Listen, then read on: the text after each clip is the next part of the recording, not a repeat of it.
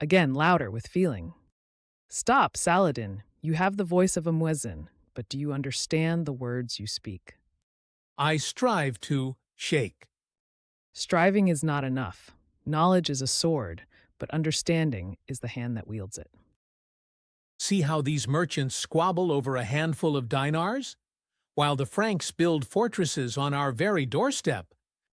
They are men of commerce, my lord, not warriors. A united people are both Ghulam. A merchant who prospers strengthens our armies. A scholar who teaches strengthens our minds. Division weakens us all. Death to the usurpers. Death to the enemies of Ali.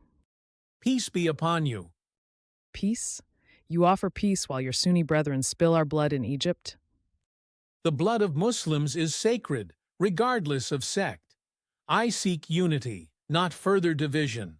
Let us speak as brothers, not fight as enemies. Words are cheap, Saladin. Prove your sincerity. How? Name your terms. Relieve the suffering of our people in Egypt. Show mercy, show justice. Only then will we believe your call for unity is genuine. It shall be done. I swear it upon the name of Allah. Saladin, my loyal servant. The Franks grow bolder. They threaten our very existence. I am aware, Caliph.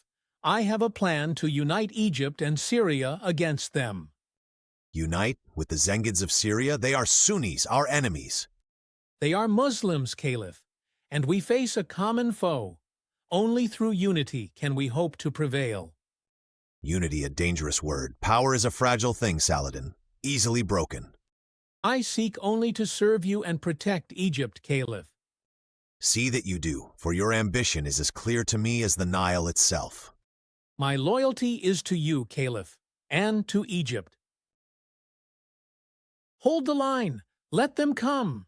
For Jerusalem, let no blood be shed. Christian residents are free to leave with their possessions. Safe passage will be granted. Saladin. Even in war, he shows honor.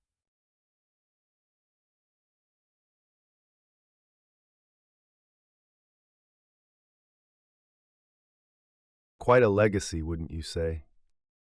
Justice, unity, mercy. It's hard to believe one man could embody all that, especially back then. He showed it could be done. That victory doesn't have to come at the expense of humanity. It's a shame we haven't learned much since then, has it?